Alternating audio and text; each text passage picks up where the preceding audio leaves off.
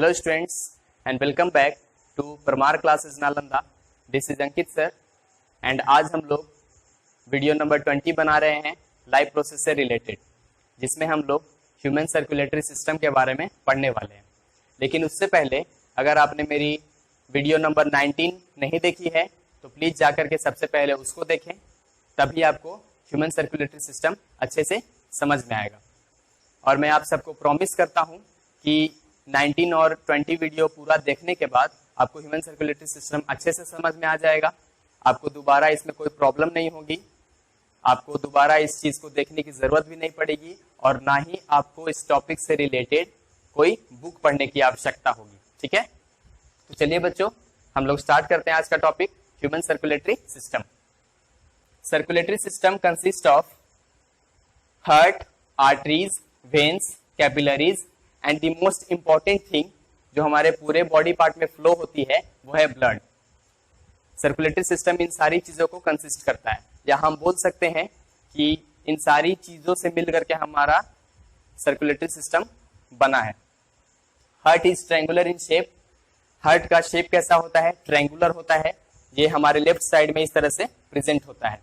ठीक है, और इसका साइज कैसा होगा?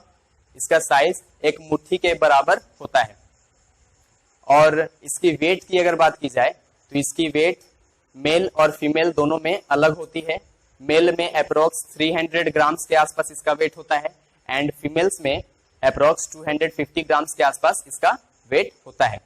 और ये दो तरह के साउंड को भी प्रोड्यूस करती है। फर्स्ट साउंड जो ये प्रोड्यूस करती है वो है लब एंड सेकेंड साउंड जो ये प्रोड्यूस करती है वो है डब। ठीक है, यानी कि हमारा जब पहली बार हार्ट धड़केगा तो ये लब साउंड को प्रोड्यूस करेगा एंड जब ये सेकेंड बार धड़केगा तो ये डब साउंड को प्रोड्यूस करेगा। ठीक है, इस तरह से ये कंटिन्यूअसली लब डब करते रहती है और कंटिन्यूअसली वर्क करते रहती है 24 आवर्स। ओके, और ये एक स्पेशल मसल से बना हुआ है जिसको हम लोग कार्डियक मसल्स बोलते हैं। हार्ट के 4 चैम्बर होते हैं, 2 upper chambers and 2 lower chambers. Upper chambers को हम लोग एट्रिया बोलते हैं या फिर इसको एट्रियम बोला जाता है एंड लोअर चैम्बर्स को हम लोग वेंट्रिकल्स बोलते हैं। Atria receives blood from 2 main veins. Atria जो होता है वो ब्लड को रिसीव करता है 2 मेन वेन्स से, vena cava and pulmonary veins से। Ventricles transport blood to entire body and to lungs. और वेंट्रिकल्स जो होते हैं वो ब्लड को ट्रांसपोर्ट करते हैं पूरे बॉडी पार्ट तक एंड लंग्स तक। A sheath of tissue called pericardium, एक आउटर लेयर होता है हार्ट का जिसको हम लोग पेरिकार्डियम बोलते हैं। ये बहुत सारे टिश्यू से मिलकर के बनता है जो कि हमारे मस्कुलर हार्ट को और उसके चैम्बर्स को प्रोटेक्ट करने का काम करता है। और बच्चों एक पार्टीशन होता है हमारे हार्ट के बीच में जो हमारे हार्ट को 2 इक्वल पार्ट्स में डिवाइड करता है, उसको हम क्या बोलते हैं? सेप्टम बोलते हैं। ओके, हम लोग चलते हैं हार्ट के डायग्राम के ऊपर। तो ये है बच्चों हमारा 4 चैम्बर्ड हार्ट। इसको 2 पार्ट्स में डिवाइड किया गया है। ये है left side of the heart और ये है right side of the heart. और ये है बच्चों बीच वाला हिस्सा जो हमारे हार्ट को 2 पार्ट्स में डिवाइड करता है, इसको हम लोग सेप्टम बोलते हैं। ओके, और ये बच्चों यहाँ पे मसल्स प्रोटेक्टर होते हैं जो कि हमारे हार्ट को एक्सटर्नल इंजरी से प्रोटेक्ट करने का काम करता है। और ये है बच्चों पेरिकार्डियम, ये भी प्रोटेक्टिव लेयर कहलाता है हमारे हार्ट का। ये है पल्मोनरी वेन्स जो कि ऑक्सीजनेटेड ब्लड को लंग्स से हमारे हार्ट के अंदर लेकर आती है। ये है मेन आर्टरी जिसको अरोटा बोलते हैं।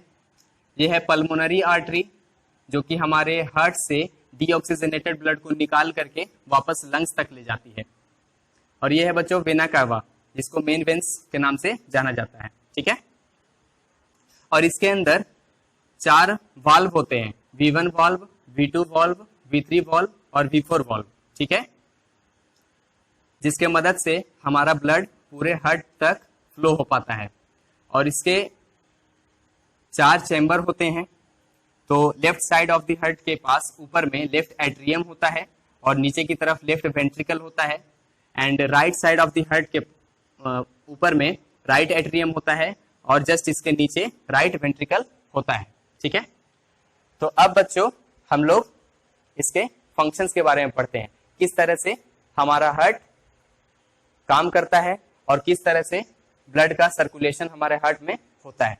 ठीक है, तो सबसे पहले बच्चों लंग्स से ब्लड पल्मोनरी वेन्स लेकर के आएगी, ऑक्सीजनेटेड ब्लड लंग्स से पल्मोनरी वेन्स लेकर आएगी हमारे लेफ्ट एट्रियम में।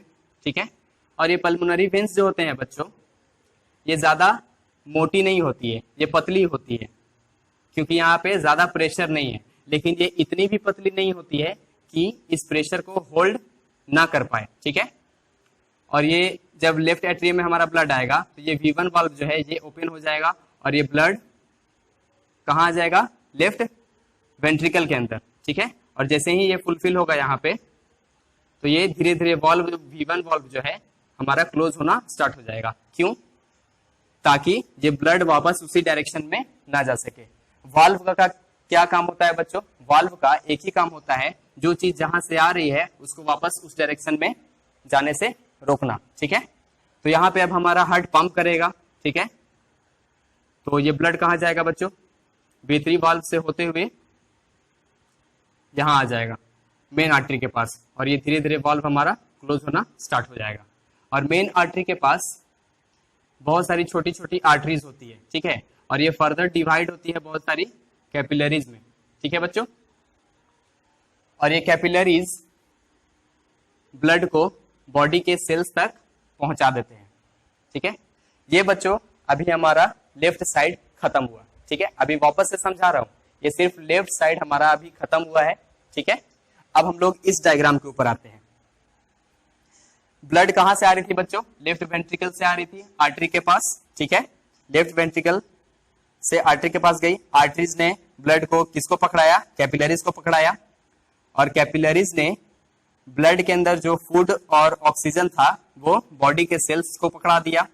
ठीक है, और सेल्स ने अपना खाना बनाया, खाना खाया, और वापस में रिटर्न गिफ्ट के तौर पे कैपिलरीज को कार्बन डाइऑक्साइड और वेस्ट मटेरियल पकड़ा दिए। ठीक है, अब इस कैपिलरीज ने इस कार्बन डाइऑक्साइड और वेस्ट मटेरियल को वेन्स को पकड़ा दिया।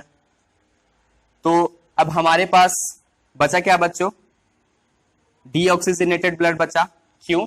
क्योंकि हमने ऑक्सीजन तो सेल को दे दिया था और सेल ने हमको वापस में क्या दिया था? कार्बन डाइऑक्साइड दिया था। तो हमारे वेन्स के पास जो बचेगा वो कैसा ब्लड बचेगा? डीऑक्सीजनेटेड ब्लड बचेगा, यानी ऑक्सीजन इसमें से निकल गई और कार्बन डाइऑक्साइड यहाँ पे जमा हो गया। ठीक है, यहाँ पे भी सेल है बच्चों, इसमें से भी वही प्रोसेस होगा। तो अब ये बच्चों डीऑक्सीजनेटेड ब्लड इस बॉडी से होते हुए हमारे राइट एट्रियम में इंटर करेगी वेना कावा के मदद से। ठीक है, अब राइट एट्रियम में इंटर करने के बाद ये V2 वाल्व जो है ये ओपन हो जाएगा और ब्लड हमारा राइट वेंट्रिकल के अंदर आ जाएगा, और फिर वही प्रोसेस होगा। यहाँ पे भी हार्ट हमारा धक्का लगाएगा। ठीक है, और ये वाल्व क्लोज हो जाएगा। ठीक है बच्चों, और यहाँ पे धक्का लगाएगा हमारा हार्ट, और वापस V4 वाल्व से होते हुए ये ब्लड बाहर आ जाएगी, और जैसे ही ये बाहर निकलेगी ये भी वाल्व हमारा धीरे धीरे क्लोज होना स्टार्ट हो जाएगा, और यहाँ से ब्लड हमारा पल्मोनरी आर्टरी से होते हुए लंग्स तक वापस पहुंच जाएगी। ठीक है, और ये जो सारा प्रोसेस है बच्चों एक सिंगल हार्ट बीट में होता है। ठीक है, एक सिंगल हार्ट बीट जब हमारा हार्ट परफॉर्म करेगा तो ये सारा प्रोसेस उसी दौरान हो जाता है। ठीक है, अब लंग्स तक पहुंच गया कार्बन डाइऑक्साइड वाला ब्लड, फिर क्या होगा? हम लोग ब्रीथिंग प्रोसेस को परफॉर्म करेंगे, कार्बन डाइऑक्साइड बाहर निकालेंगे और ऑक्सीजन इनहेल करेंगे, फिर वापस से वही प्रोसेस स्टार्ट हो जाएगा। ठीक है, और डबल सर्कुलेशन ऑफ ब्लड क्या होता है बच्चों? लंग्स से एक ही ब्लड हमारे हार्ट के अंदर 2 बार फ्लो हो तो उसको क्या बोलते हैं? डबल सर्कुलेशन ऑफ ब्लड बोलते हैं। ओके, तो ये बच्चों हमारा ह्यूमन हार्ट का डायग्राम है, जिसमें हमने पढ़ा ह्यूमन सर्कुलेटरी सिस्टम, किस तरह से हमारा ब्लड फ्लो होता है हार्ट के अंदर और किस तरह से हमारा हार्ट वर्क करता है। लेकिन जरूरी नहीं है बच्चों कि हर बार हमसे ह्यूमन हार्ट बन जाए, इसलिए हम लोग एक सिंपल सा डायग्राम पढ़ेंगे बना करके है बच्चों, सिंपल सा डायग्राम ह्यूमन हार्ट को समझने के लिए, या इसको हम एक फ्लो चार्ट बोल सकते हैं। तो लंग्स से सबसे पहले ऑक्सीजनेटेड ब्लड पल्मोनरी वेन्स के थ्रू लेफ्ट एट्रियम में पहुंचती है, फिर वहां से लेफ्ट वेंट्रिकल में जाती है और मेन आर्टरी से होते हुए ये बॉडी के सेल्स तक पहुंचती है, ठीक है। और सेल्स को ये ऑक्सीजन और फूड मटेरियल्स दे देती है और सेल्स से ये कार्बन डाइऑक्साइड और वेस्ट मटेरियल ले लेती है। फिर हमारे पास डीऑक्सीजनेटेड ब्लड बचता है, ठीक है, यानी CO2 वाला ब्लड। तो ये फिर कहाँ जाएगी?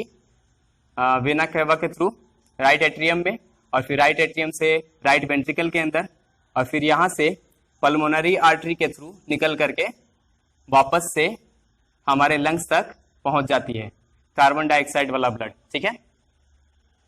तो ये है हमारा ह्यूमन सर्कुलेटरी सिस्टम।